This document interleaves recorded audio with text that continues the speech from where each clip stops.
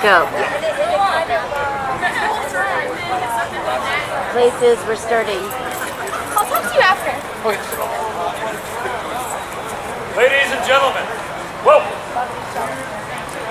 Roger Williams National Memorial, the Rhode Island Shakespeare Theater's production of Midsummer Night's Dream by the great playwright William Shakespeare. My name is Chuck Aring. I'm a ranger with the National Park Service. We welcome you here tonight to some very important land. The National Park Service has over 398 parks, memorials, monuments, battlefields, lake shores, seashores, and historic sites. Ken Burns did us a slight disservice by saying there were only 58. But tonight, we're going to have a wonderful time tonight. Part of my role is to put some, let you know where the restrooms will be. There'll be a short intermission at 9 o'clock, in which case I will open the restrooms, and for you lords and ladies who are quick, 10 minutes. We'll all be back in place, not to miss a moment. The other thing that I do want to mention here very seriously is that the night is young, and there's lots of time for mischief. So you do not want to be one of those people who offend the muses by leaving your phone on, so it interrupts the production. Of all the things you could do tonight, the one thing you will not want to do is to offend the muses. So like I'm doing now, I'm turning it off. There we go. We're all set to rock and roll. One quick note here about historically, give you a very short history lesson. This is where America began to deal with the issue of religious freedom. It was here in Providence. Roger Williams said, your conscience and your heart should dictate what you believe and not the government. So it was here we began that first part of our Bill of Rights. That's why this part of Providence is so very important. And because of that, this is the only national park we have in Rhode Island currently. So ladies and gentlemen, we have a wonderful production tonight. Enjoy, enjoy, enjoy.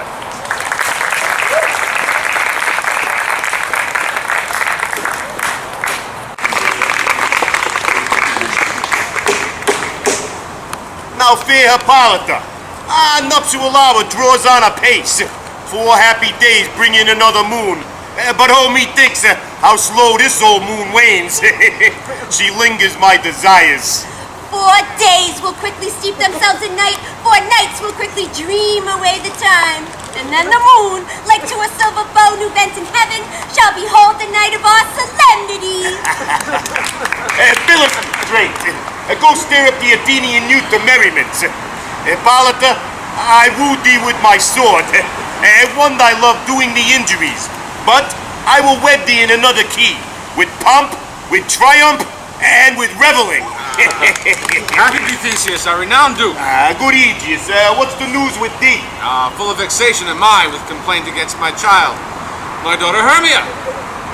Stand forth, Demetrius. My noble lord, this man hath my consent to marry her. Stand forth, Lysander. And, my gracious Duke, this man hath bewitched the bosom of my child. Thou, Lysander, thou hast given her rhymes and interchanged love tokens with my child. Boy, I'll tell you. Thou hast by moonlight had her windows sung. With cunning hast thou filched my daughter's heart, and turned her obedience, which is due to me, to stubborn harshness. And, my gracious Duke, be it so she will not here before your grace consent to marry with Demetrius, I beg the ancient privilege of Athens, as she is mine, I may dispose of her, which shall be that to this gentleman. What say you, Hermia? Be advised, fair maiden, Demetrius is a worthy gentleman. So is Lysander. In himself he is.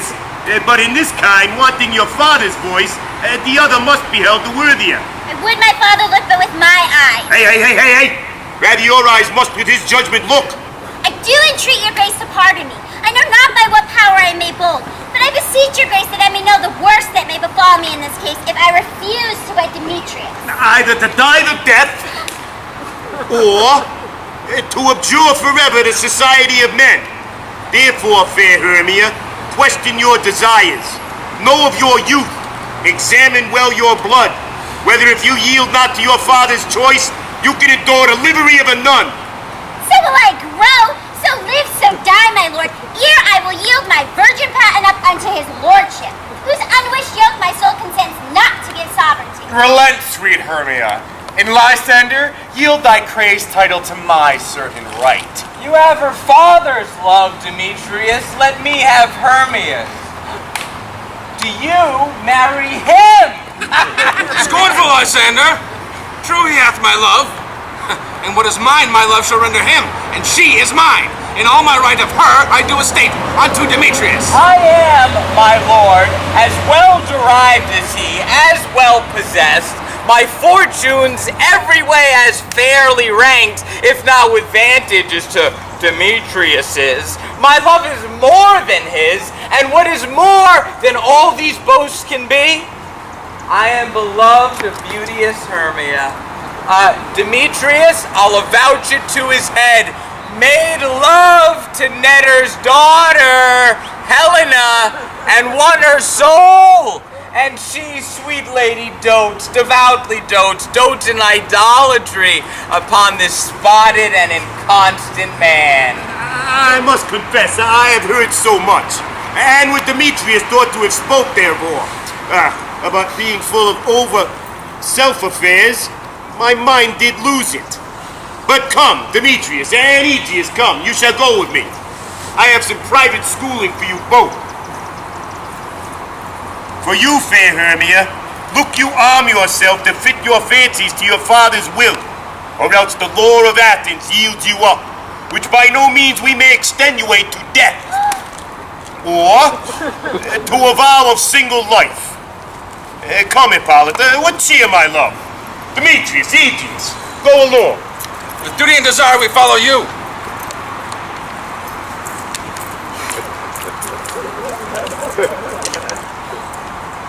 How now, my love?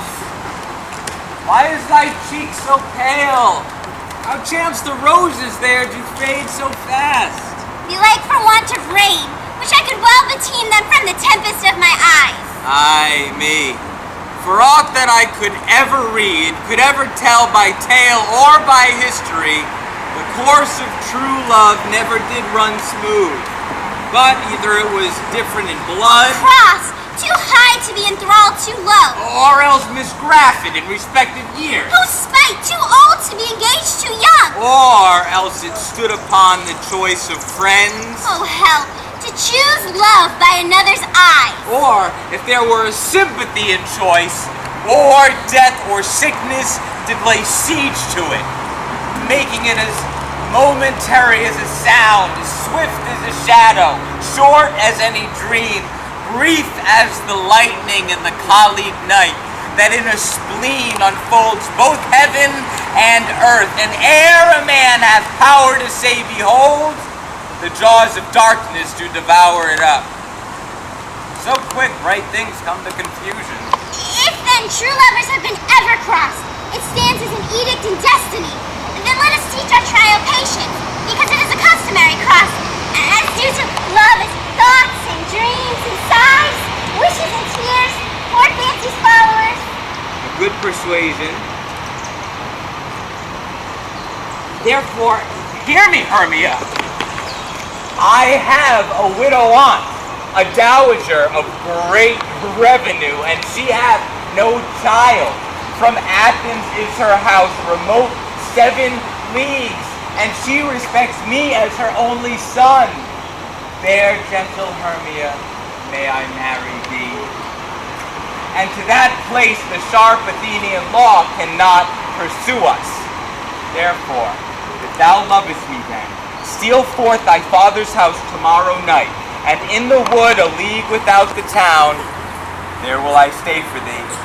My good Lysander, I swear to thee, by all the vows that ever men have broke, number more than ever women spoke, in that same place thou hast appointed me, tomorrow truly will I meet with thee. Keep promise, love. Look, here comes Helena. Godspeed, fair Helena. Whither way? Call you me fair? That fair again unsay. Demetrius loves your fair. Oh, happy fair. Sickness is catching. Oh, were favor so yours would I catch, fair Hermia, ere I go. My ear should catch your voice. My eye, your eye. My tongue should catch your tongue's sweet melody. Were the world mine, Demetrius being baited, the rest I'd give to be to you translated.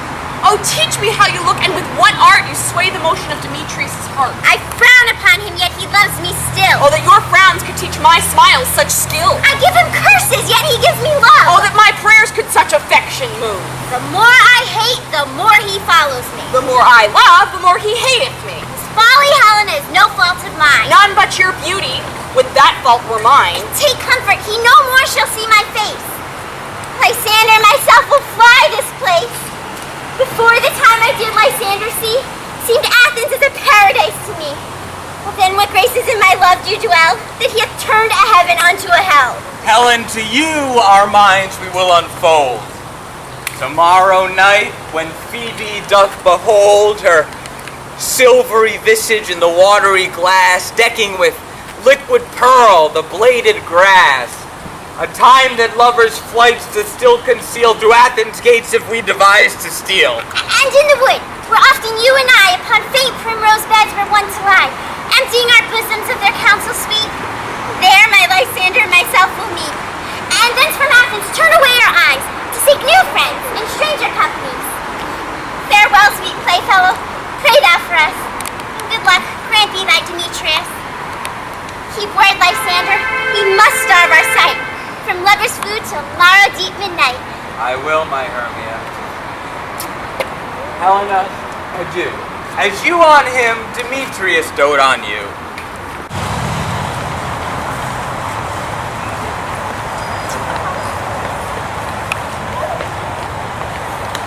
How happy some or other some can be. Through Athens I am thought as fair as she, but what of that? Demetrius thinks not so. He will not know what all but he too know. And as he errs, doting on Hermia's eyes, so I, admiring of his qualities, things base and vile holding no quantity, love can transpose to form and dignity. Love looks not with the eyes, but with the mind. And therefore is Wayne Cupid painted blind, for ere Demetrius looked on Hermia's eye, he hailed down oaths that he was only mine. When that hail some heat from Hermia felt, so he dissolved, and showers of oaths did melt. I will go tell him of fair Hermia's flight. Then will he to the wood tomorrow night pursue her. And for this intelligence, if I have thanks, it is a dear expense, but herein mean I to enrich my pain, to have his sight thither and back again. Is all our company here? You are best to call them generally, one by one, according to the script. Here is a scroll of everyone's name who is thought fit through all Athens to play in our interlude before the Duke and Duchess on his wedding day at night. First, good officer Quince, say what the play treats on, then read the names of the actors, and so grow to a point. Mary, our play is the most lamentable comedy and most cruel death of Pyramus and Thisbe. A very good piece of work, I assure you, and a merry. Now, good officer Quince, call forth your actors by the scroll. Players, spread yourselves. Answer as I call you. Nick Bottom. Ready? Name what part I am for and proceed. You, Nick Bottom, are set down for Pyramus. Francis Flute. What is Pyramus? A lover or a tyrant? A lover who kills himself, most gallant for love. That will ask some tears in the true performing of it. If I do it, let the audience look to their eyes. I will move storm. I will condole in some measure. To the rest, Francis yet my chief humor is for a tyrant. I could play Hercules rarely, or a part to tear a cat in to make all split. The raging rocks and shivering shocks shall break the locks of prison gates, and Phoebus' car shall shine from far, and make and mar the foolish fates. This was lofty. Now, name the rest of the players. This is Hercules' vein, a tyrant's vein. A lover is more condoled. Francis Flute. Hey, Officer Quince! You must take Thisbe on you. What is Thisbe? A wandering knight! It is the lady that Pyramus doesn't love. Nay, Faith, let me not play a woman. I have a beard. What's coming? That's all one. You shall plait in a mask, and you may speak as small as you will. And I may hide my face. Let me play Thisbe too. I'll speak in a monstrous little voice. Thisbe. Pyramus, my lover there, my Thisbe there, and a lady there. No, you must play Pyramus, and flute you Thisbe. Well, proceed. Robin Starveling, Here, Officer Quince. you must play Thisbe's mother. Tom Snout, Here, Officer Quince. you Pyramus's father.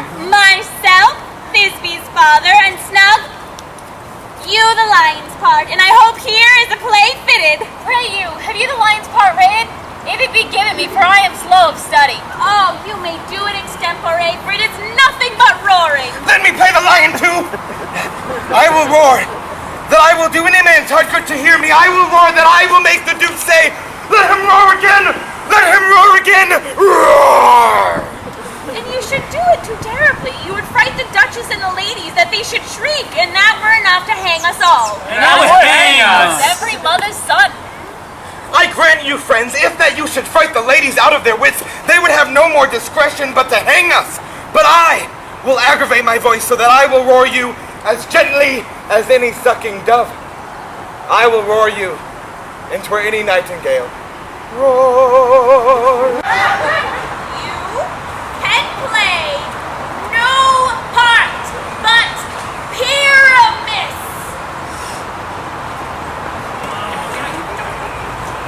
For Pyramus is a sweet-faced man, a most proper man as one would see in a summer's day, a most gentlemanlike man. Therefore, you must needs play Pyramus. Well, I will undertake it. Now what beard were I best to play it in?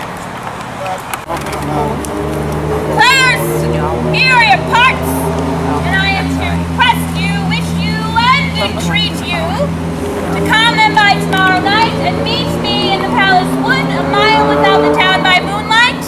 There will we rehearse, for if we meet in the city, we shall be dogged with company, and our devices known. In the meantime, I will draw the bill of properties, such as our play was.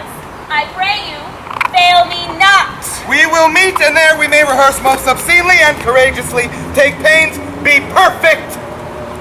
Adieu. At the Duke's Oak, we meet. Enough, hold.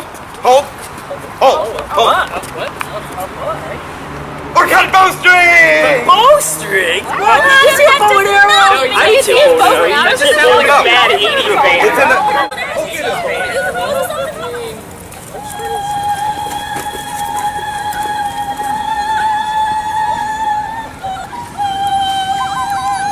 How now, spirits? Whither wander you? Over hill, over dale, there are bush, there are briar. Over pike, over pale, there are flood, there are fire.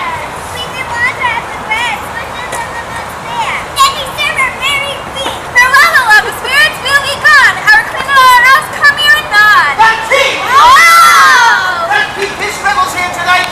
Take heed the queen comes not within his sight, for Oberon is passing fell in wrath, because that she has her attendant hat. A lovely boy! Stolen by an Indian king. She never had so sweet a changeling, and jealous Oberon would have the child, knight of his train, to trace the forest wild. But she perforce withholds the loved boy, crowns him with flowers, and makes him all her joy. Yay! And now they never meet by grove or green, by fountain clear or spangled starlight sheen. But they do square that their elves for fear creep into acorn cups and hide them there. Either we mistake your shape and making quite, or else you are that shrewd and knavish sprite called Robin Goodfellow. Are not you he? The bright maidens of the vale. Mislead thy wanderers laughing at their harm. Those are hobgoblin call you, and sweet pup, you do their work and they shall have good luck. Are not you he? Thou speakest it right. I am that merry wanderer of the night, but room fairies, here comes Oberon. And here my mistress, would that he were gone. Gone. Ill met by moonlight, proud Titania. What? Jealous Oberon! Fairy skip hence, I have forsworn his bed and company. Tarry. Ill met by moonlight, proud Titania. Oh, what? Jealous Oberon! Fairy skip hence, I have forsworn his bed and company. Tarry, rash wanton. Oh. Am not I thy lord? Then I must be thy lady. But why art thou here come from the farthest step of India? But that, forsooth, the bouncing Amazon, your buskin mistress, and your warrior love, to Theseus must be wedded, and you have come to give their bed joy and prosperity. How canst thou thus, for shame, Titania, glance at my credit with Hippolyta, knowing that I know thy love to Theseus? These are the forgeries of jealousy, and never since the middle summer spring met we on hill, in dale, forest, or mead, by painted fountain, or by rushing brook, or in the beached margent of the sea, to dance our ringlets to the whistling wind. But with thy brawls thou hast disturbed our sport. Yeah!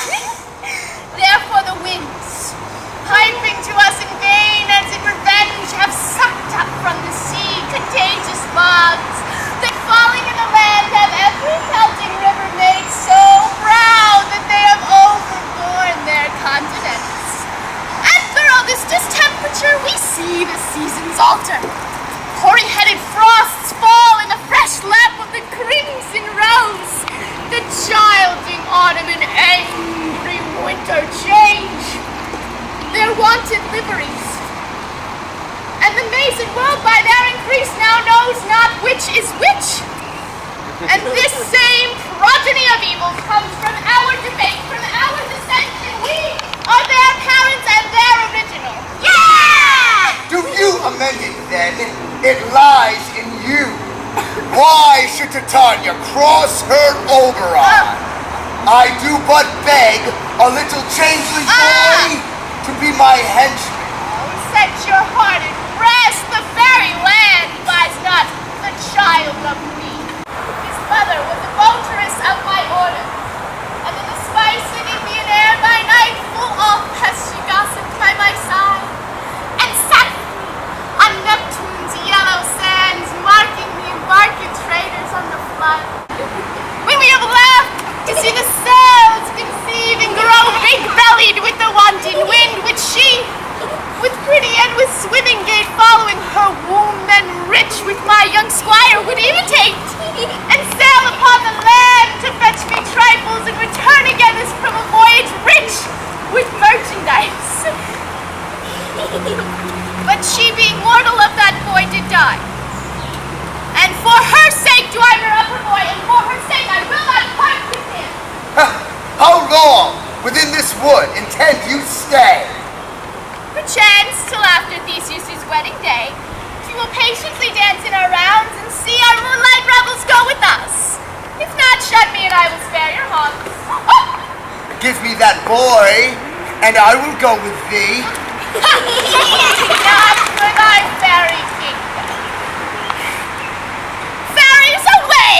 We shall chide downright if I longer stay. Come. Well, go thy way. Thou shalt not from this grove till I torment thee for this injury. You really think your son is safe? I will find him. My gentle Puck, come hither.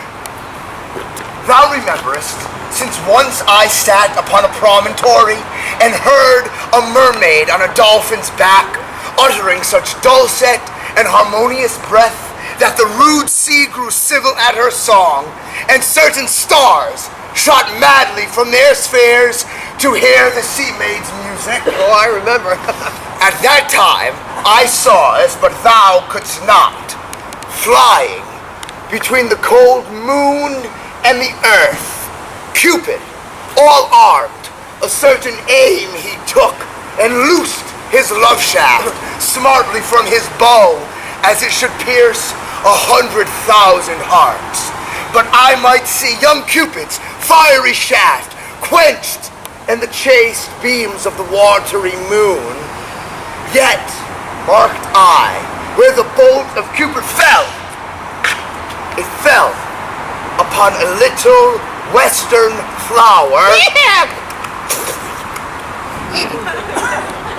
Before milk white, now purple with love's wounds, and maidens call it love and idleness. Fetch me this flower, the herb of which I showed thee once, the juice of it, on sleeping eyelids laid, will make or man or woman madly dote upon the next live creature that it sees. Fetch me this herb, and be thou here again, ere the Leviathan can swim a league. I'll put a girdle round about the earth in 40 minutes! Having once the juice of this, I'll watch Titania when she is asleep and drop the liquor of it in her eyes. The next thing she then waking looks upon, be it on lion, bear, wolf, or bull, on meddling monkey, or on busy ape, she shall pursue it with the soul of love. And ere I can take this charm from off her sight, as I can take it with another herb, I'll make her render up her page to me. No! But who comes here? I am invisible, and I shall overhear their conference. I love thee not, therefore pursue me not. Where is Lysander and fair Hermia? The one I'll slay, the other slayeth me. Thou toldest me they were stolen into this wood, and here am I enwoed within this wood because I cannot meet my Hermia. Oh, hence, get thee gone and foe me no more. You draw me, you hard-hearted adamant, yet you draw not iron, for my heart is true as steel. Leave you your power to draw, and I shall have no power to follow you. Oh, do I entice you? Do I speak you fair, or rather do I not? And plain as true tell you that I do not nor I cannot love you. And even for that do I love you the more. Oh, Demetrius, I am your spaniel, and the more you beat me, I will fawn on you. Use me but as your spaniel. Spurn me, strike me, neglect me, lose me, only give me leave, unworthy as I am to follow you.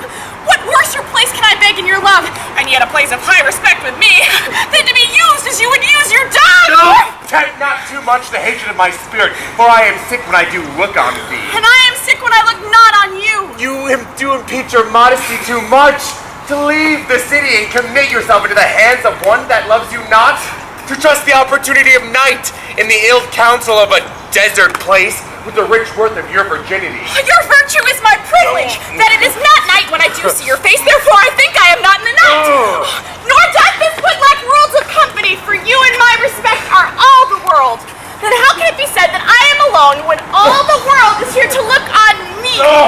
I'll run from thee and hide me in the breaks and leave thee to mercy of wild beasts. Oh, the wildest hath not such a heart as you. I will not say thy questions, let me go. Or, if thou follow me, do not believe that I shall do thee mischief in the wood. Aye, in the temple, the town, the field, you do me mischief. Fie, Demetrius, your wrongs do set a scandal on my sex. We cannot fight for love as men may do. We should be wooed, and we're not made to woo. I'll follow thee and make a heaven of hell to die upon the hand I love so well. Hang on.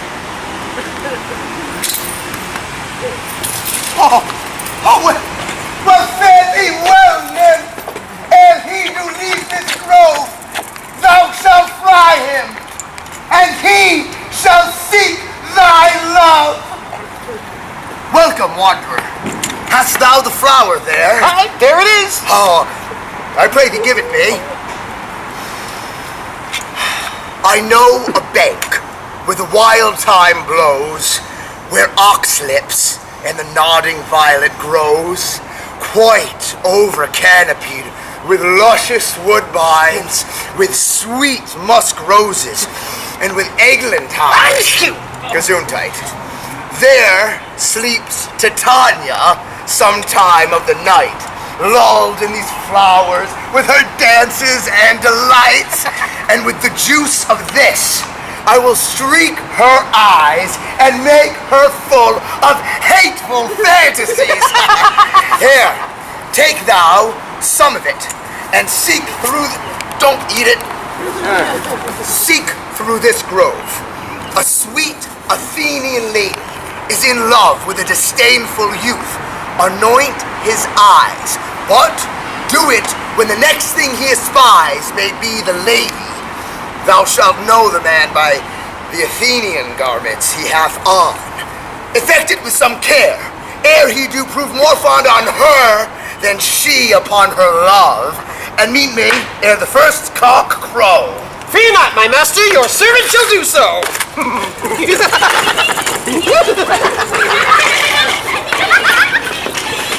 now, around going a fairy song. Sing me now asleep, then to your offices and let me rest.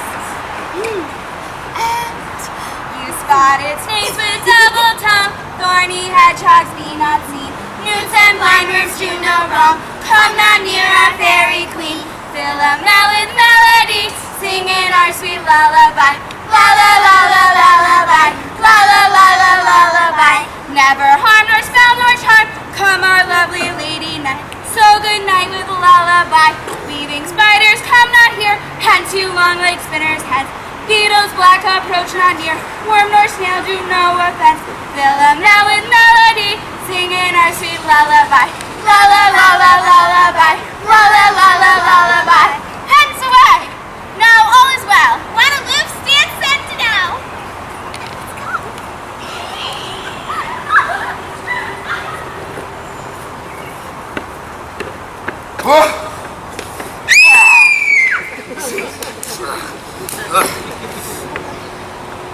Hit it! What thou seest when thou dost wake, do it for thy true love take. Be it ox or cat or bear, part or bull with bristled hair, with eye thou shalt appear, when thou wakest, and it's thy dare. Wake when some vile thing is near. Farewell! You faint with wandering in the wood, and to speak truth, I have forgot our way. Well, rest us, Hermia, if you think it good, and tarry for comfort of the day. Be it so, Lysander. Find you out of bed, for I upon this bank will rest my head. One turf shall serve as pillow for us both. One heart, one bed, two bosoms, and one troth. Nay, good Lysander, for my sake, my dear. Lie further off yet, do not lie so near. Oh, take the sense, sweet, of my innocence. Love takes the meaning in love's conference. I mean, that my heart unto yours is knit, so that but one heart we can make of it. Two bosoms interchained with an oath, so then two bosoms and a single troth. Then by your side no bedroom me deny, for lying so, Hermia, I do not lie. Lysander riddles very prettily. Now much beshrew my manners and my pride if Hermia meant to say Lysander lied. The gentle prince, for love and courtesy, lie further off. In human modesty, such separation as may well beset becomes a virtuous bachelor and a maid, and so far be distant. And good night, sweet friend. Thy love near altar to thy sweet life end. Amen! Amen to that fair prayer, say I, and then end life when I end loyalty. Here is my bed. Sleep, give thee all his rest. Hath that wish the wisher's eyes be pressed.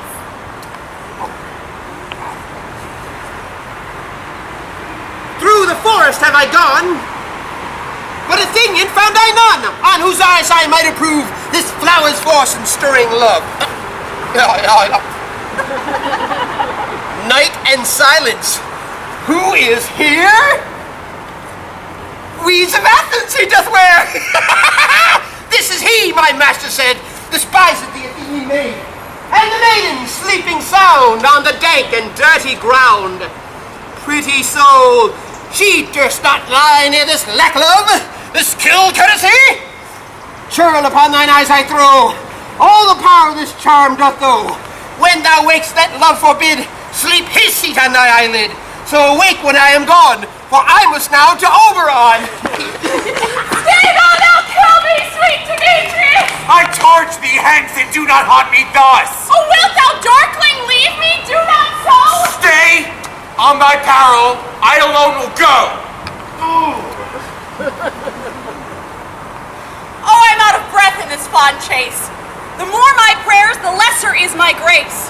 Happy is Hermia, wheresoever she lie, for she hath blessed and attractive eyes. How came her eyes so bright? Not with salt tears. If so, mine are oftener more washed than hers. No, I am ugly as a bear, for beasts that meet me run away for fear. Therefore no marvel, though Demetrius do as a monster fly my presence thus. What wicked and dissembling glass of mine made me compare with Hermia's fiery-eyed? But who is here? Lysander? On the ground? Dead? Or asleep? I see no blood, no wound. Lysander, if you live, good sir, awake. And run through fire I will, for thy sweet sake. Transparent Helena! Nature shows thy art, that through thy bosom makes me see thy heart. Where is Demetrius? Oh, how fit a word is that vile name to perish on my sword! Do not say so, Lysander! Say not so! What though he love your Hermia? Lord, what though? And Hermia loves you, then be content. Content with Hermia? No, I do repent the tedious minutes with her I've spent. Not Hermia, but Helena I love. Who will not change a raven for a dove? The will of man is by his reason swayed, and reason says, you are the worthier maid. Wherefore was I to this keen mockery bored? When at your hands did I deserve this scorn? Is it not enough? Is it not enough, young man, that I did never know, nor never can, deserve a sweet look from Demetrius's eye, but you must flout my insufficiency? Good troth you do me wrong. Good sooth you do. In such a disdainful manner for me to woo. But marry you all, perforce I must confess I thought you lord of more true gentleness. Oh, that a lady of one man refused should of another therefore be abused.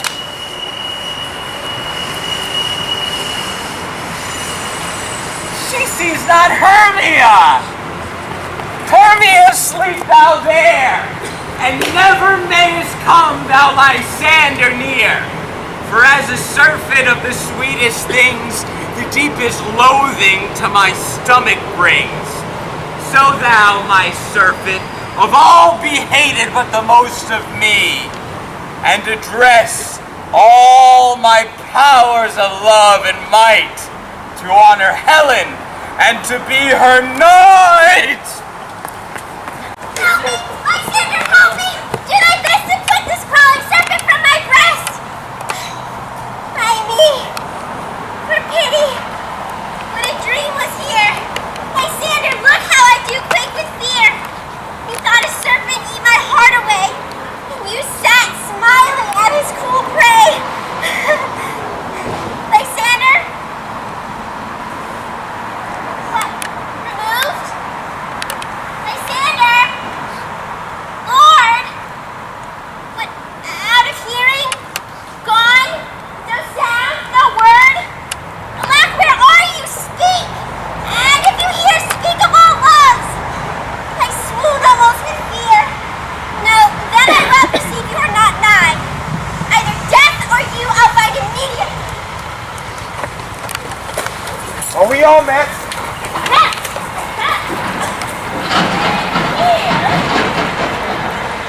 Here is a marvelous convenient place for our rehearsal. Rehearsal. This green plot shall be our stage. Stage. This hawthorn brake our retiring house. Retiring house. And we will do it in action as we will do it before the Duke. Before the Duke. Officer Quince,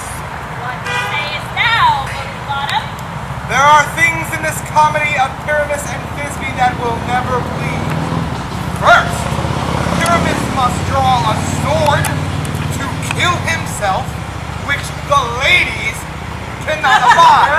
I'll answer you that. By your lock in a parlous sphere. You must leave the killing out when all's done. Not a whit. I have a device to make all well. Write me a prologue. And let the prologue seem to say that we will do no harm with our swords, and that Pyramus is not killed indeed. And, for the more better assurance, tell them that I, Pyramus, am not Pyramus, but Bottom. Mick Bottom. This will put them on fear. Well, you'll have the prologue. Will not the ladies be afeard of the lion? Feared, I promise you. Friends, you ought to consider with yourselves to bring in, God shield us, a lion among ladies is the most dreadful thing, for there is not a more fearful wild fowl than your lion living, and we ought to look to it. Therefore, another prologue must tell that she is not a lion. Nay, you must name her name, and half her face must be seen like that through the lion's neck, and she herself must speak through, saying thus, or to the same defect. Ladies, or fair ladies, I would wish you, or I would request you, or I would entreat you, not to fear, not to tremble my life for yours. If you think I can hither as a lion, it were pity of my life. No! I am no such thing! I am a woman, as other women are. And there indeed that her name, and tell them plainly, she is Snug. Well, it shall be so. But there is two hard things. That is to bring moonlight into the chamber, for Pyramus and Thisbe know me by moonlight. Doth the moon shine that night we play our play? A calendar. A calendar. Look in the almanac. Find out moonshine. Find out moonshine. Yes, it doth shine that night. Why then may you leave a casement of the great chamber window where we play open, and the moon may shine in at the casement. Aye, or else someone or other must come in with a bush of thorns and a lanthorn and say he comes to disfigure or to present the person of moonshine. Then there is another thing. We must have a wall in the great chamber, for Pyramus and Thisbe says the story did speak through the chink of a wall. You can never bring in a wall. What say you, Bottom? Some man or other must present wall. Let him have some plaster or some loam or some rough cast about him to signify wall. And let him hold his fingers thus, and through that cranny shall Pyramus and Thisbe whisper. That may be, then all is well. Calm every mother's child and rehearse your parts. Pyramus, you begin. When you have spoken your speech, enter into that break, and so everyone according to their view.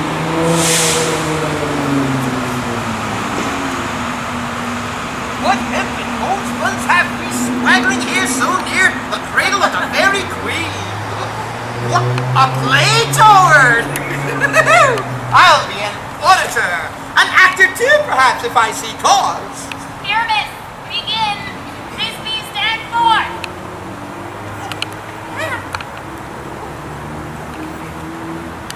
Thisbe, the flowers of Odin savors odor, savors sweet. So hath thy breath, my dearest Thisbe, dear, but hark, a voice. Stay but thou here a while, and by I will to thee appear. A stranger Pyramus never played here. Must I speak now? Aye, Mary must you, for you must understand he goes but to see a noise that he heard and is to come again. Most radiant Pyramus, most lily white of hue, of color like the red rose of triumphant prayer, I will meet thee, Pyramus, at Minnie's tomb. Midas' tomb, man. Why, you must not speak that yet. That you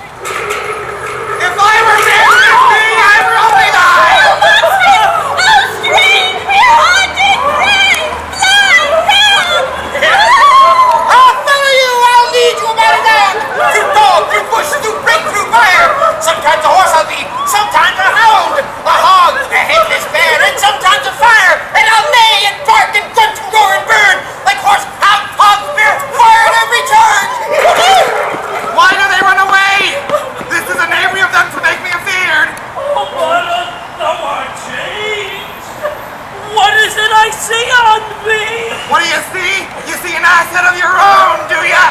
Oh, bless me, bottom! Oh, bless me, thou art translated! I see their knavery. This is to make an ass of me, to fright me if they could. Do what they can. I will not stir from this place. I will walk up and down here and I will sing, and they shall hear that I am not afraid. I'm gonna pop some tags. Got $20 in my pocket. I'm looking for a come up. This is awesome. What? Angel wakes me from my flowering bed. I wear your granddad's clothes. I look incredible. I'm in this big ass coat from that thrift shop down the road. I pray thee, gentle mortal, sing again. Mine ear is much enamored to thy note, so is mine eye, and crawl into thy shade. And thy fair virtue's force perforce doth move me on first view to say, to swear, I love thee. Methinks, mistress, you should have little reason for that, and yet to say the truth, no reason and love keep little company together nowadays. The more the pity that some honest neighbors will not make them friends. Nay, I can blink upon occasion. Thou art as wise as thou art beautiful. Not so neither. But if I had wit enough to get out of this wood, I have enough to serve mine own turn. Oh, out of this wood do not desire to go. Thou shalt remain here whether thou wilt or no. For I am a spirit of no common rate. The summer still doth tend upon my state. And I do love thee. Therefore go with me. I'll give thee fairies to attend on me, and they shall fetch thee jewels from the deep, and sing while thou on pressed flowers dost sleep. And I will purge thy mortal grossness so that thou shalt like an airy spirit go. Peas blossom, cobweb, moth, and mustard seed. Ready! And I! Where shall we go? Be kind and courteous to this gentleman. Hop in his walks and gamble in his eyes. Feed him with apricots and dewberries, purple grapes, green figs, and mulberries. The honey bags steal from the humble bees, and for night tapers crop their waxen thighs, and light them with a fiery glowworm's eyes to have my love to bed and to arise. Oh, and pluck the wings from painted butterflies to fan the moonbeams from his sleeping eyes. Nod to him, elves, and do him courtesies. Hail, mortal.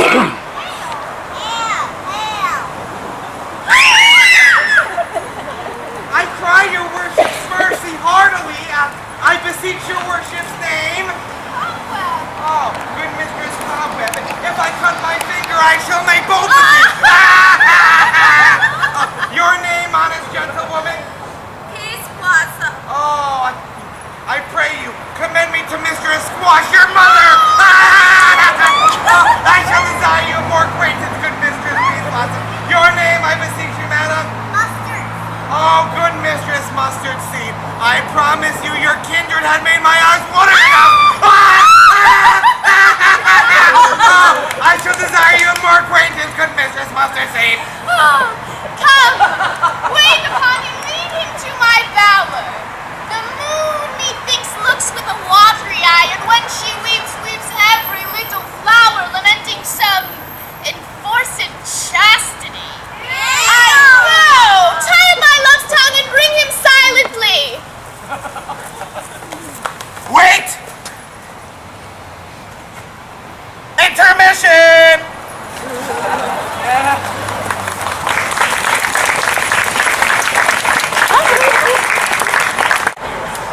To tell you wait and straightway loved an ass. This falls out better than I could devise. But hast thou yet lapsed the Athenian's eyes with the love juice as I did bid thee do. I took him sleeping, that is finished too, and the Athenian woman by his side, that when he went, of force she must be eyed. Stand close. This is the same Athenian. This is the woman, but not this the man. But why rebuke you him that loves you so? Lay breath so bitter on your bitter foe. Now I but try, but I should use thee worse, for thou I fear hast given me cause to curse. If thou hast slain Lysander in his sleep, being our shoes in blood, plunge in the deep and kill me too. The sun was not so true unto the day as he to me. Would he have stolen away from sleeping Hermia? It cannot be that thou hast murdered me. So should a murderer look so dead, so grim. So should the murdered look, and so should I, pierced through the heart with your stern cruelty. Yet you, the murderer, look as bright and clear as yonder Venus in her glimmering sphere. What's this to my Lysander? Where is he? What, good Demetrius, wilt thou give him me? I'd rather give his carcass to my hounds. A dog, a cur, thou drivest me past the bounds of maiden's patience. Hast thou slain him then? Henceforth be never numbered among men. Oh, once tell true even for my sake. Durst thou have looked upon him being awake? And hast thou killed him sleeping? Oh, brave touch.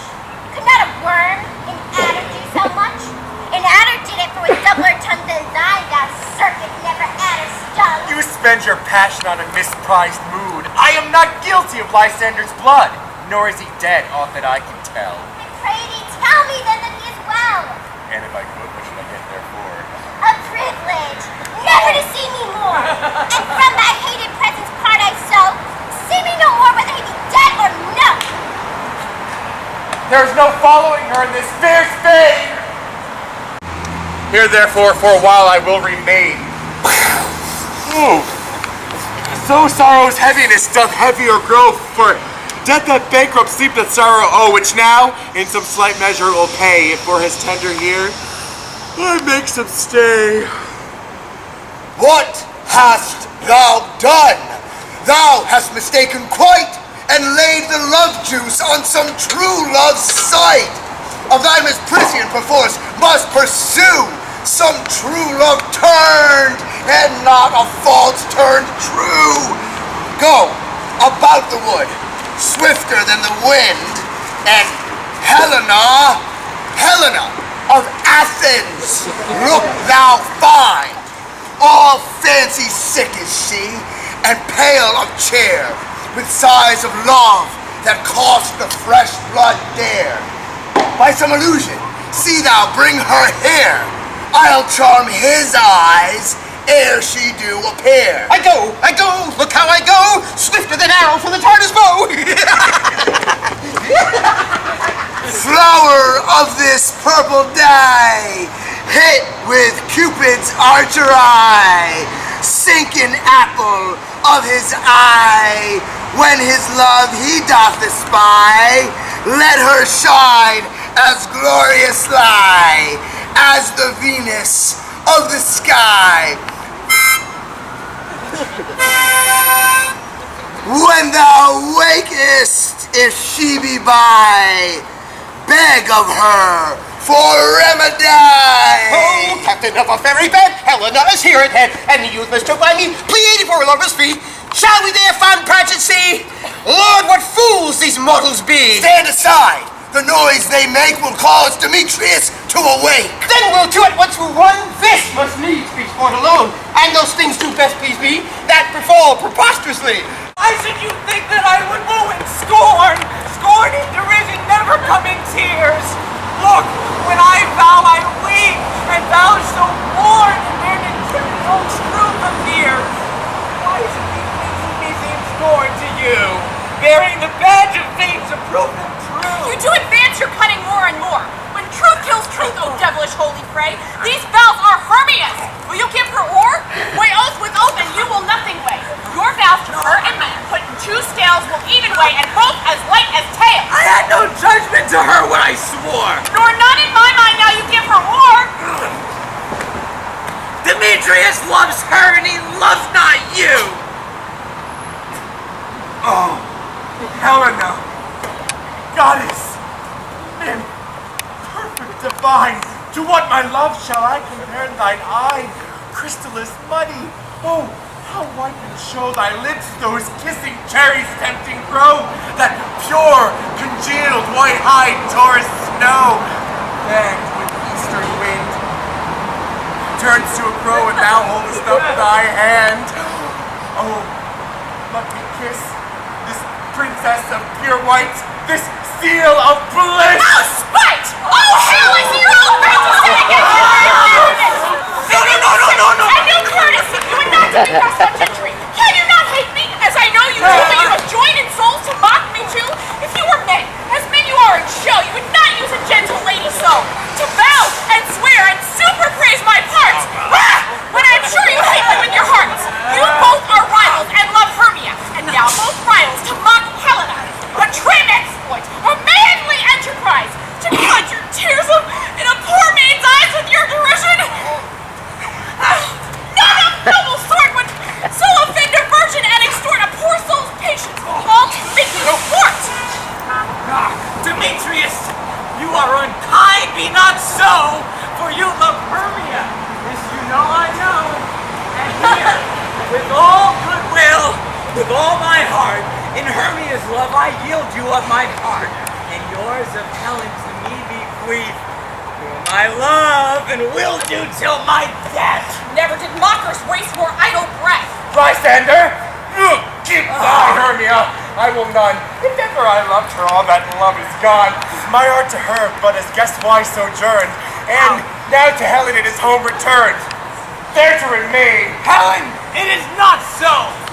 Spare me, no, bless till I peril.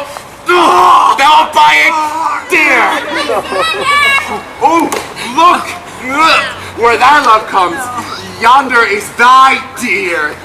Dark night, that from the eye his function takes, the ear more quick of apprehension makes. Wherein it doth impair the seeing sense, it pays the hearing double recompense. Thou art not from mine eye, Lysander found. My ear, I thank it, brought me to thy sound.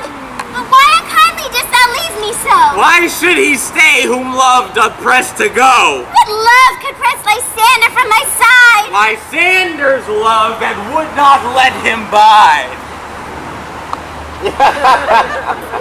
Fair Helena, who more engilds the night than all yon fiery orbs and eyes of light. Why seekest thou me? Cannot this make thee know? The hate I bear thee made me leave thee so. You speak not as you think it cannot be. Lo, she is one in this confederacy. Now I perceive they have all conjoined, all three, to fashion this false sport in spite of me. Injurious Hermia, most ungrateful maid, have you conspired? Have you with these contrived to bait me with this foul derision? Is all the counsel we two have shared, the sisters' vows, the hours we have spent, is all forgot? All school days friendship, childhood innocence. Oh, Hermia, like two artificial gods have with our needles created both one flower, both on one sampler, sitting on one cushion, both warbling of one song, both in one key.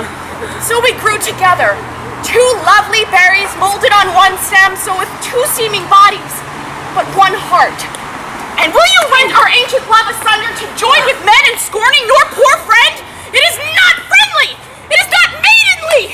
Our sex as well as I may chide you for it, though I alone do feel the injury. I'm amazed at your passionate words. I scorn you not, it seems that you scorn me. Have you not set Lysander as in scorn to follow me and praise my eyes and face, and made your other love, Demetrius, who even now did spurn me with his foot to call me goddess! Goddess! Nymph! Divine! Rare! Precious! Celestial! Wherefore speaks he this to her he hates? And wherefore doth Lysander deny your love so rich within his soul and tender me, forsooth affection, but by your setting on, by your consent? What though I be not so in grace as you, so hung upon with love so fortunate, but miserable most to love unloved? This you should pity rather than despise. I understand not what you mean by this. I do. Persever. Counterfeit sad looks. Make mouths upon me when I turn my back. Wink each at each other. Hold the sweet jest up. If you had any pity,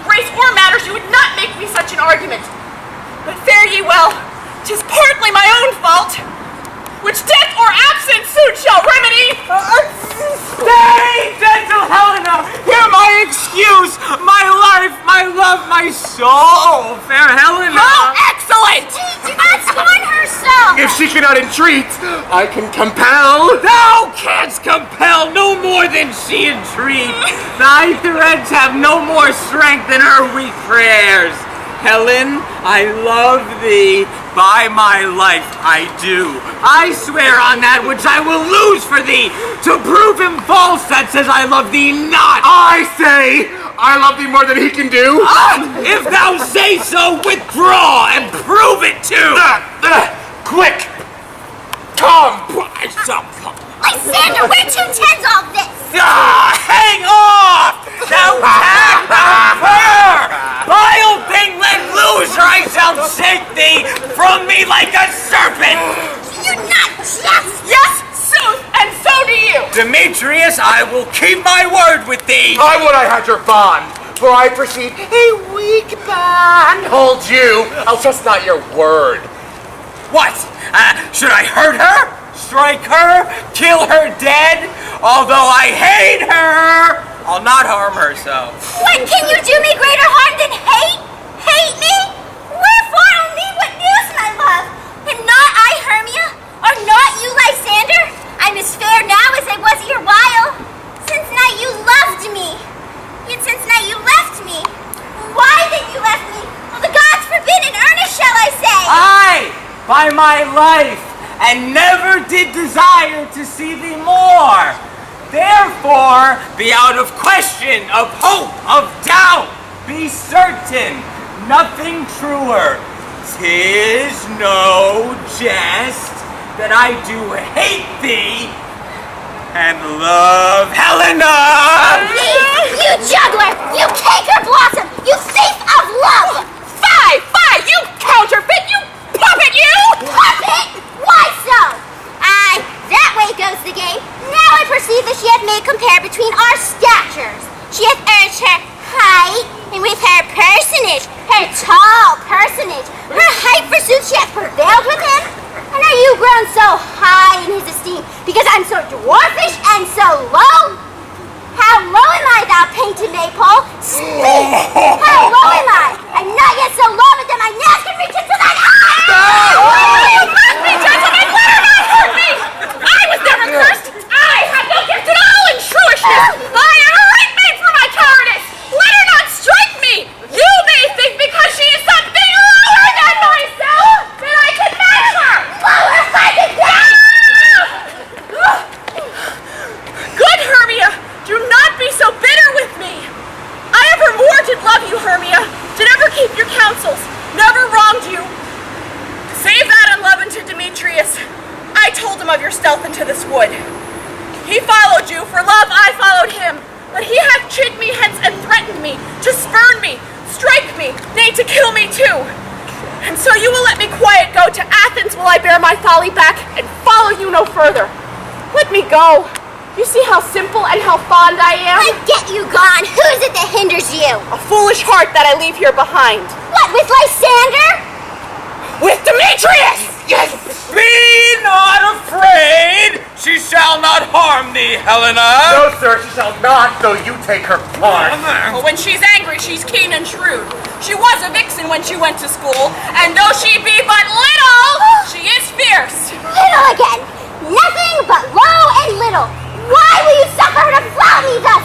Let me cut your Get you gone, you dwarf! You are too officious in her behalf that scorns your services. Let her alone. Speak not of Helena, for if thou dost intend never so little show of love to her, thou shalt buy it dear. Now she holds me not! Now follow, if thou darest, to try whose right of thine or mine is most in Helena! Follow? Nay, I'll go with thee cheek by I shall say What's wrong with you? Nay, do not back! I will not trust you! I no longer stay in your cursed company! Your hands and mine are quicker for a fray. My legs are longer though to run away! I'm amazed and know not what to say. This is thy negligence. Still thou mistakest, or else thou committest thy knaveries willfully. Oh, believe me, King of Shadows, I mistook. Did not you tell me I would know the man by the Athenian garments he had on? And so far blameless proves my enterprise, that I have anointed an Athenian's eyes, and so far am I glad, and so did sword. At this, their jangling, I esteem a sport. Seest these lovers seek a place to fight. Hi, therefore, Robin, overcast the night.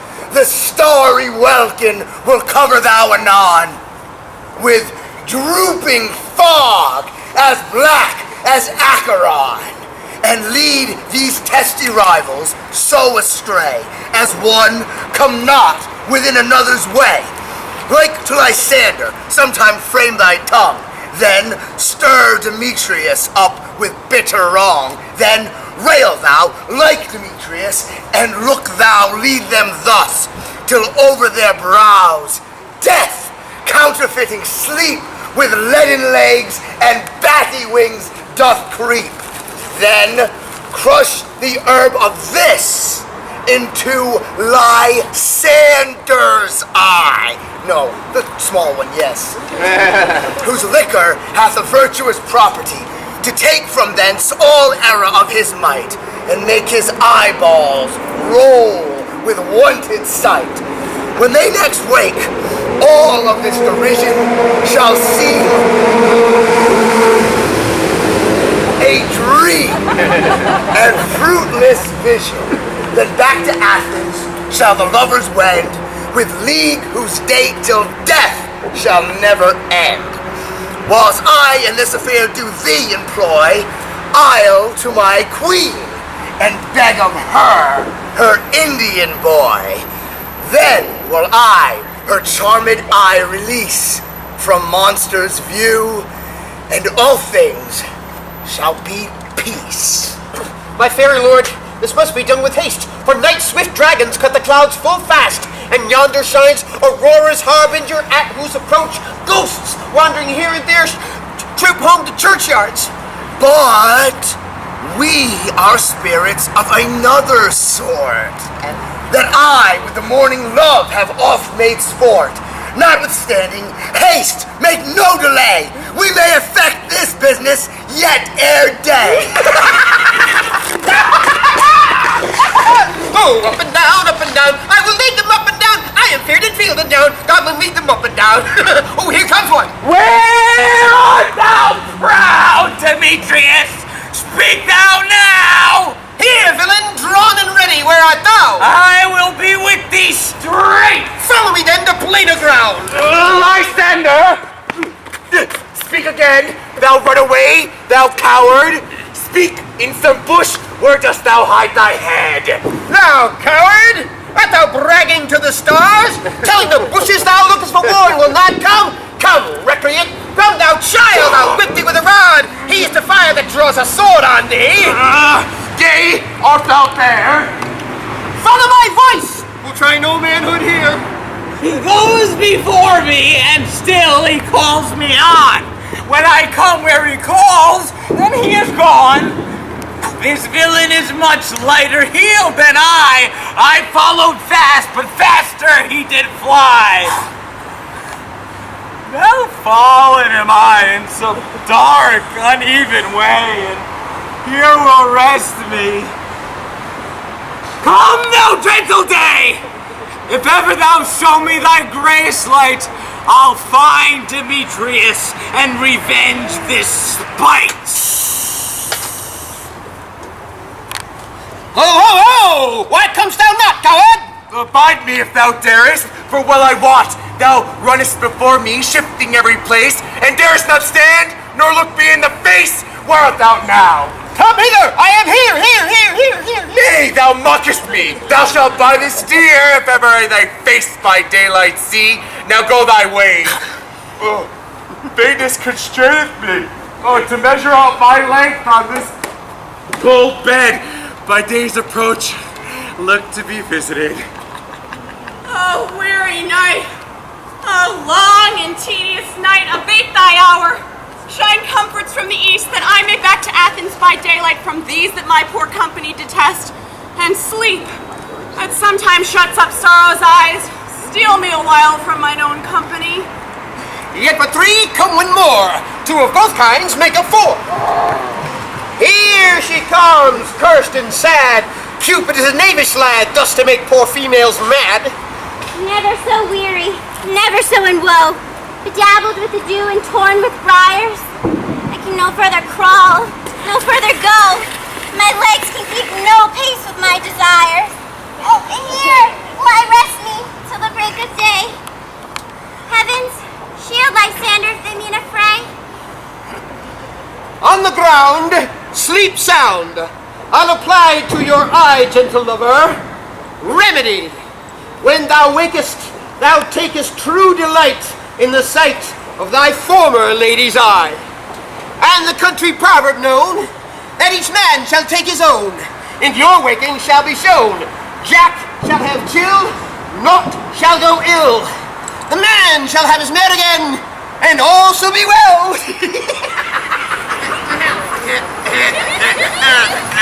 Come, sit thee down upon this flowery bed while I thy amiable cheeks do coy, and stick musk roses in thy sleek, smooth head, and kiss thy fair, large ears, my gentle joy. Where's Peace Blossom? Ready, Scratch my head, Peace Blossom. Where's Cobweb? ready. Cobweb, get you your weapon in your hand and kill me a red-hipped humblebee on the top of a thistle. And good mamselle, bring me the honey bags. Where's Moth and Mustard Seed? Ready, what's our will? Oh, nothing but to help Cobweb to scratch. I must to the barber's, for methinks I am marvelous hairy about the face. And I am such a tender ass, if my hair do but tickle me, I must scratch. Oh yeah, that's good. Say, sweet love, what thou desirest to eat? Truly, I could munch your good dry oats. I'd rather have hay, good hay. Sweet hay hath no fellow. I have a venturous fairy that shall seek thee the squirrel's horn and fetch thee new nuts. I'd rather have a handful or two of dry peas. But I pray you let none of your people disturb me. I have an exposition of sleep come upon me. Sleep thou, and I will wind thee in my arms. Fairies be gone and be always wished. So doth the woodbine the sweet honeysuckle gently and twist. The female ivy show and rings the barky fingers of the elm. Oh, how I love thee, how I dote on thee. Welcome, good Robin. Seest thou this sweet sight? Her dotage now I do begin to pity, for meeting her of late behind the wood, seeking sweet favors for this hateful fool, I did upbraid her and fall out with her. For she, his hairy temples, hath rounded with a coronet of fresh and fragrant flowers, when I had at my pleasure taunted her, and she, in mild terms, did beg of my patience. I then did ask of her changeling child, which straight she gave me, and sent her fairy to bear him hither to my bower in fairyland. And now that I have the child, I will remove this hateful imperfection of her eyes. Now, gentle Puck, take off the transformed scalp from the head of this Athenian swain, that he waking, when the others do, will think no more of tonight's accidents than of the sweet vexation of a dream. But first, I will awaken the fairy queen. Be as thou was wont to be, see as thou was wont to see. Diane's bud over Cupid's flower hath such force and blessed power. Now, my Titania, wake you, my sweet queen.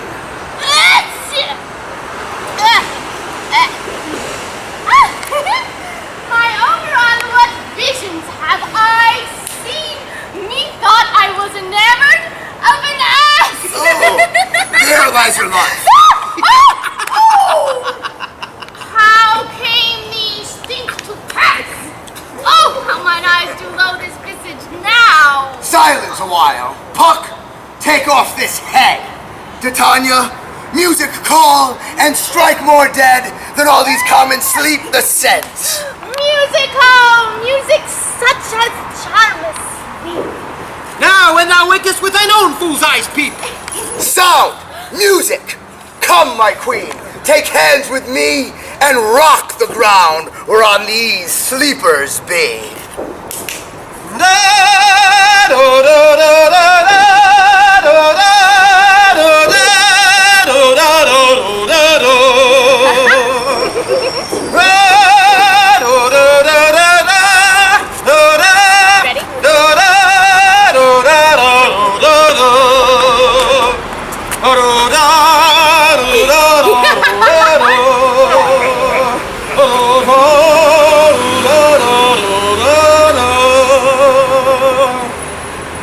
My very lord, attendant Mark, I do hear the morning lark. Now, in silence sad, trip we after the night's shade.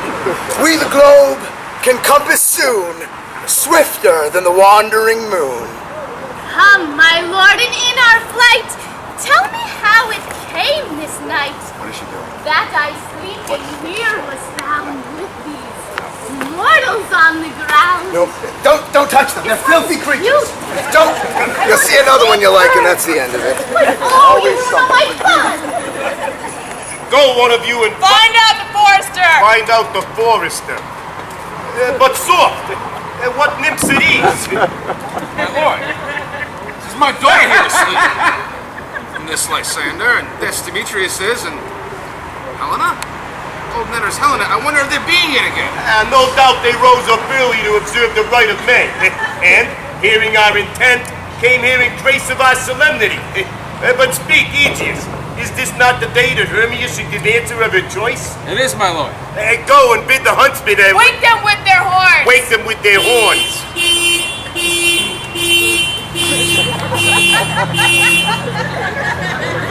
Good morrow, friends. St. Valentine is past. Begin these wood birds but the couple now? Pardon, my lord. I pray you all stand up. I know you two to be rival enemies. How comes this gentle concord in the world? That hatred so far from jealousy, to sleep I hate and fear no enmity. My lord, I shall reply amazedly. Half sleep, half waking, but as yet, I swear I truly cannot say how I came here. But I think I came with Hermia hither. Our intent was to be gone from Athens, where we may, without the peril of the Athenian law... Enough! Enough, my lord, you have enough! I beg the law upon his head! They would have stolen away, they would, Demetrius, by defeating you and me. You of your wife and me of my consent for her to be your wife. My lord, fair Helen told me of their stealth, of this their purpose hither to this wood, and I in fury hither followed them, fair Helena in fancy following me.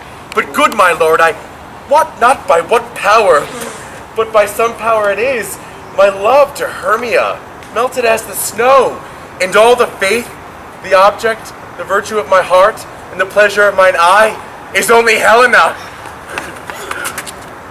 To her, my lord, was I betrothed ere I saw Hermia. But, like in sickness, did I loathe this food. But, as in health, come to my natural taste. Now, I do wish it, love it, long for it, and will forevermore be true to it. Fair lovers, you are fortunately met. Of this discourse we will hear more anon. My lord! Aegis, I will overbear your will. For in the temple by and by with us, these two couples shall be eternally knit. Away with us to Athens, tree in tree. We'll hold a feast in great solemnity. Come, Hippolyta. Yeah, I'm coming. These things seem small and undistinguishable. Methinks I see these things with parted eye, when everything else seems double. So methinks. And I found Demetrius like a jewel, mine own and not mine own. Are you sure that we are awake? For me, it seems that yet we sleep, we dream. Do not you think the Duke was here and bid us follow him? Yea, and my father. And Hippolyta. And he did bid us follow to the temple. Well, then we are awake. Let's follow him. And by the way, let us recount our dreams. Yes.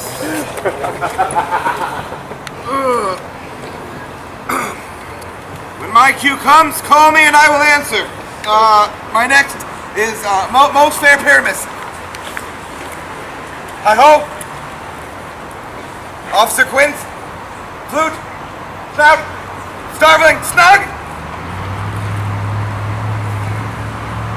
God's my life, stolen hence and left me asleep. That's me. I have had a most rare vision. I have had a dream. Past the wit of man to say what dream it was. Man is but an ass if he go about to expound this dream. Methought I was. There is no man can tell what. Methought I was. Methought I had. But man is but a packed fool if he should offer to say what methought I had. The eye of man hath not heard. The ear of man hath not seen. Man's hand is not able to taste. His tongue to conceive, nor his heart to report what my dream was. I shall get Officer Quince to write a ballad of this dream, and it shall be called Bottom's Dream, because it hath no bottom. And I shall sing it at the latter end of a play before the Duke. Peradventure, to make it the more gracious, I shall sing it at Thisby's death. Have you sent to Bottom's house? Has he come home yet? He cannot be heard of. Out of doubt, he is transported.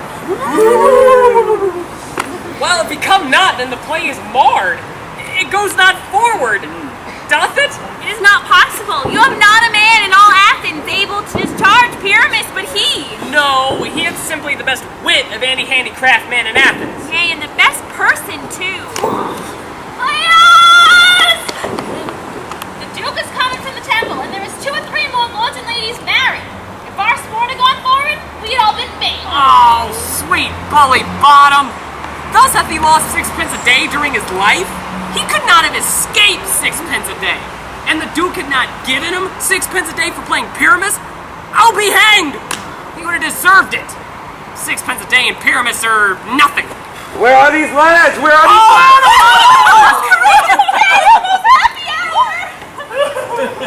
Friends, I am to discourse wonders. But ask me not what, for if I tell you, I am no true Athenian. I'll tell you everything right as it fell out. Excuse me, Bottom. Not a word of me. Get your apparel together. Good strings to your beards. New ribbons to your pumps. Meet presently at the palace. Everyone look over their parts. For the short and the long is our play is preferred. In any case, let Thisby have clean linen, and let not her that plays the lion pare her nails, for they shall hang out to the lion's claws. And most dear actors eat no onion nor garlic, for we are to utter sweet breath. And I do not doubt but to hear them say, it is a sweet comedy. Yes! No more words, away. Go away. Go away! Run away! 'Tis strange, my Theseus, that these lovers speak of. More strange than true. I never may believe these antique fables nor these fairy toys. Lovers and madmen have such seething brains, such shaping fantasies that apprehend more than pure reason can ever comprehend. The lunatic, the lover, the poet, our imagination all compact. Here come the Hey, lovers. come the lovers, all full of joy and mirth. Joy, gentle friends, joy and fresh days of love accompany your hearts. More than to us, we're in your royal walks. Your board, your bed. Come now, what masks, what dances shall we have to wear away the long age of 3 hours between our after supper and our bedtime? And where is our usual manager of mirth? What revels are in hand? Is there no play to ease the anguish of a torturing hour? Call Phyllis. Here, mighty Theseus. Say, what abridgment have you for this evening? How should we beguile this lazy time, if not with some delight? There is a brief how many sports are ripe. Make choice of which your highness will see first. The Battle of the Centaurs, to be sung by an Athenian eunuch to the harp. Well, none of that. A tedious brief scene of young Pyramus and his love Frisbee. Thisbe, very tragical mirth. Merry and tragical? Tedious and brief? That is hot ice and wondrous strange snow. How should we find the concord of this discord?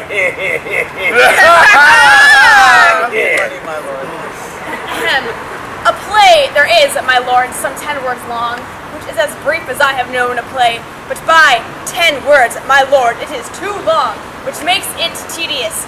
For in all the play there is not one word act, one player fitted, and tragical, my noble lord, it is, for Pyramus therein doth kill himself, which, when I saw rehearsed, I must confess, made mine eyes water, but more merry tears the passion of loud laughter never shed. And who would aid it do play? Hard-handed folk that work in Athens here, which never labored in their minds till now, and now have toiled their unbreathed memories with this same play against your nuptial. And we'll hear it. No, my noble lord, it is not for you. I have heard it over, and it is nothing in the world. I will hear that play. For never can anything be amiss when simpleness and duty tend of it. I'll go bring them in. Go bring them in. And ladies, take your places. I love not to see wretchedness overcharged, and duty in his service perishing. My gentle sweet, you shall see no such thing. She says they can do nothing in this kind. The kind of we give thanks for nothing. Our sport shall be to take what they mistake, and what poor duty cannot do, noble respect takes it in might, not merit. Where I have come, great clerks have purpose to greet me with premeditated welcomes, where I have seen them shiver and look pale, make periods in the midst of their sentences, throttle their practiced accents in their fears, and in conclusion, dumbly have broke off, not paying me a welcome. Trust me, my sweet, out of this silence yet I picked a welcome. For in the modesty of fearful duty, I read as much as from the rattling tongue of saucy and audacious eloquence. Love, therefore, and tongue-tied simplicity, in least, speak most to my capacity. So please do grace, the prologue is addressed. Let them approach.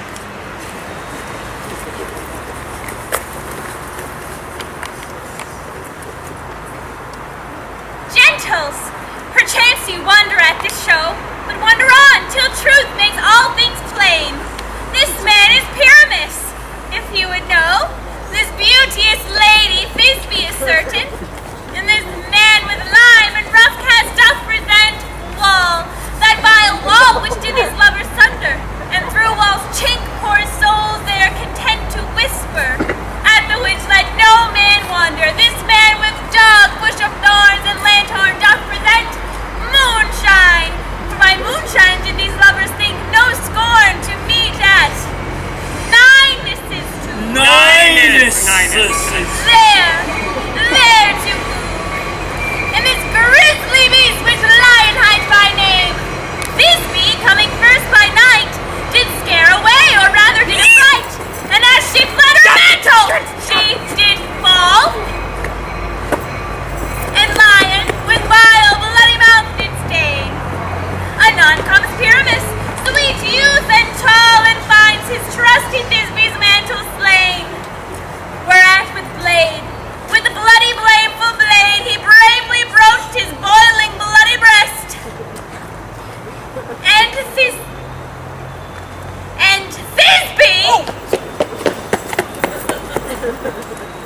tearing a mulberry shade, his dagger drew, and died. For the rest, let Lion, Moonshine, Wall, and Lovers Twain at large discourse, for here they do remain. Thisbe! I wonder if Lion be to speak. No wonder, my lord, one lion neigh when many asses do. In this same interlude, it doth befall that I, one Snout by name, present a wall, and such a wall as I would have you think had in it a crannied hole or chink, through which the lovers, Pyramus and Thisbe, did whisper often, very secretly, this love, this rough cast, and this stone doth show, I am that same wall, the truth is so. And this the cranny is, right and sinister, through which the fearful lovers are to whisper. It is the wittiest partition that ever I heard. Pyramus draws near the wall. Silence.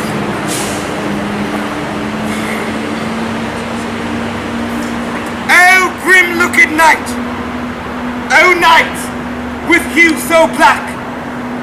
Oh, night, whichever art when day is not! Oh, night! Oh, night! Alack! Alack! Alack! I fear my Thisbe's promise is forgot.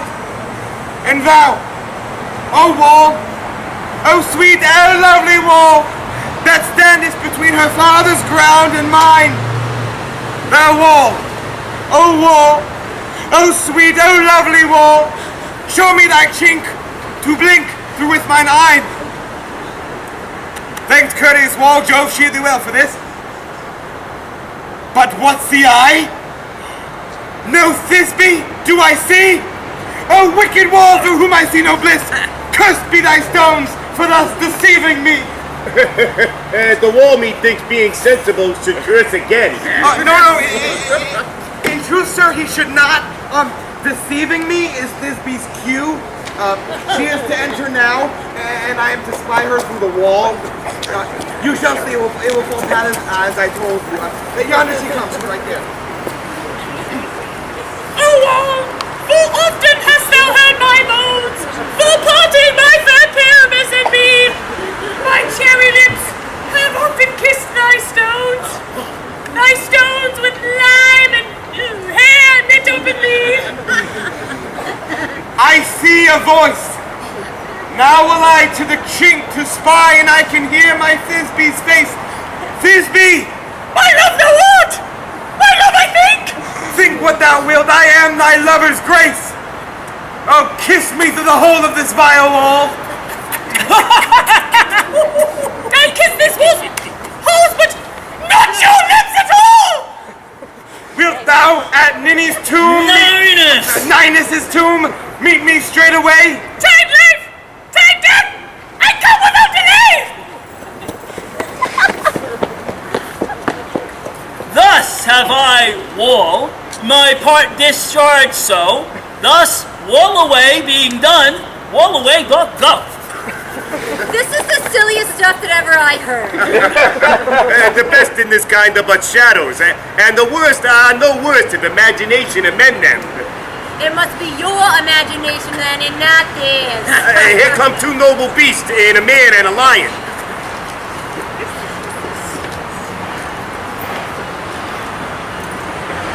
You ladies, you whose gentle hearts do fear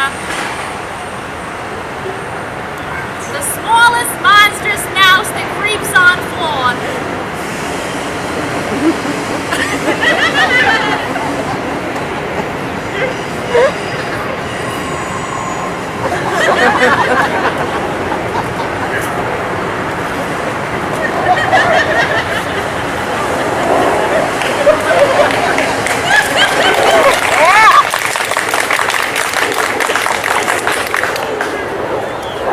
May now perchance both quake and tremble here, when lion rough in wildest rage doth roar.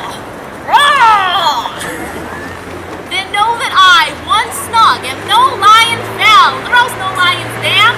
For if I should as lion come into strife into this place, 'twere pity on my life. A very gentle beast, of a good conscience. The very best of beasts, my lord, that e'er I saw. And let us listen to the moon. This lanthorn doth the horned moon present. He should have won the horns on his head. This lanthorn doth the horned moon present. Myself, the man in the moon, do seem to be. This is the greatest error of the rest. The man should be in the lanthorn. How is it else the man in the moon? Proceed, Moon.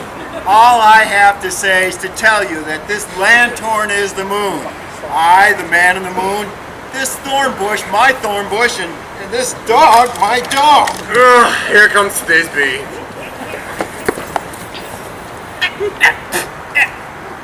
This is all Ninny's too.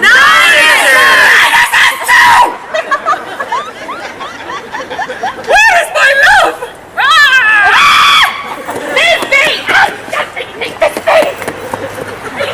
Well roared, lion! Well run, Thisbe. Well shone, moon. Truly the moon shines with a good grace. Well most, lion. Oh, and then came Pyramus. And so the lion vanished. Sweet moon, I thank thee for thy sunny beams. I thank thee, moon, for shining now so bright. For by thy gracious, golden, glittering gleams I trust to take of truest Thisbe's sight. But stay, O spite, but mark poor night. What dreadful dole is here? Eyes, do you see? How can it be? O dainty duck, oh dear, thy mantle good what? Stained with blood? Approach, ye furies fair. Oh, faith, come, thread and thrum, quail, crush, conclude, and growl. This passion and the death of a dear friend would go near to make a man look sad. Beshrew my heart, but I do pity the man. Wherefore nature didst thou lion's frame? Since lion vile hath here devoured my dear. Devoured my dear. Which is. No. Which was the fairest dame that lived, that loved, that liked, that looked with cheer. Come, tears confound. Out, sword and wound. The pap of Pyramus. I, that left pap where heart doth hop, thus die I. Thus.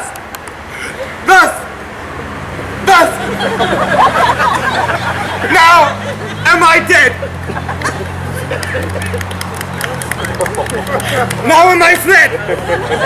My soul is in the sky! Tongue, lose thy light!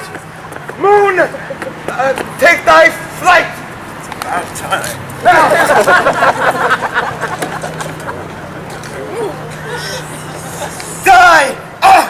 Die! Die! Die!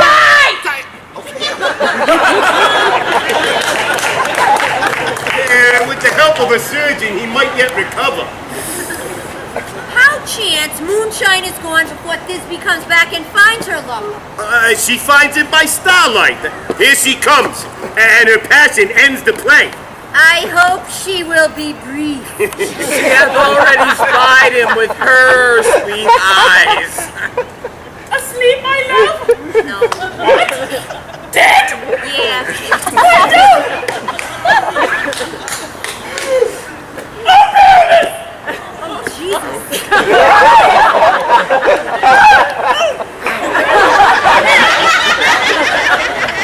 Speak! Wake up! Dead! Dead. A tomb was Colonna, sweet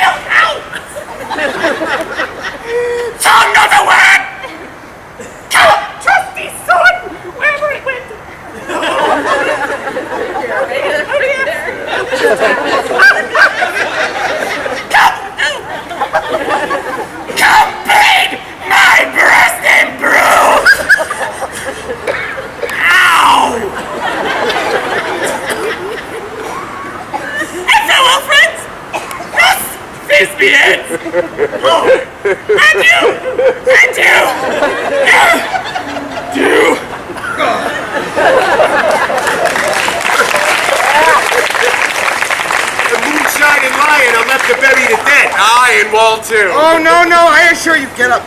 I assure you, the wall is down that part of their fathers. Would it please you to see the epilogue? No.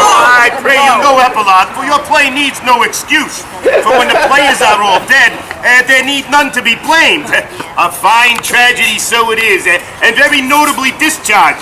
But come, your burgomaster, I pray you, let your epilogue alone.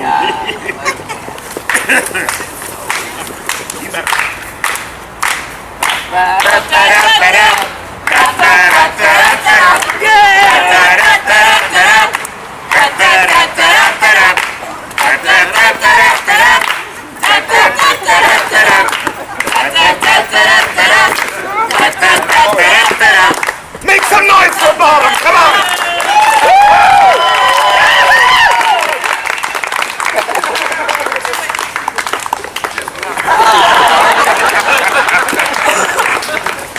The iron tongue of midnight hath struck 12. Lovers, to bed. 'Tis almost fairy time. Sweet friends, to bed. A fortnight we hold this solemnity, and nightly revels, and new jollity.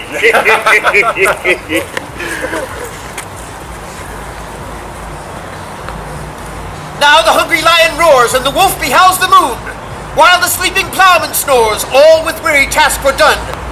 Now the wasted brands do glow, while the screech owl, screeching loud, puts the wretch that lies in woe in remembrance of a shroud.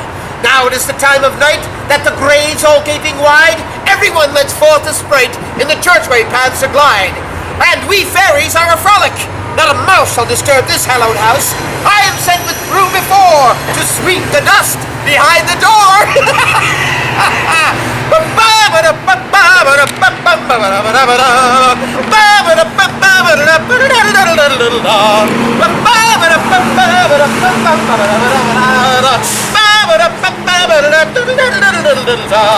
Through the house give gathering light by the dead and drowsy fire. May every elf and fairy sprite hop as light as bird from briar, and this ditty after me sing and dance it trippingly. First, rehearse your song by rote to eastward, a warbling note. Hand in hand with fairy grace, we will sing and bless this place. Pop, can I get a beat? Now, until the break of day, through this house each fairy stray. To the best right bed will we, which by us shall blessed be. And the issue there create, ever shall be fortunate. So shall all the couples three, ever true and loving be. And the field you consecrate, every fairy take his gate. Through this several chamber blessed, through this palace, With sweet peace, and the owner of it blessed, ever shall in safety rest. trip away, make no stay, meet me all by break of day.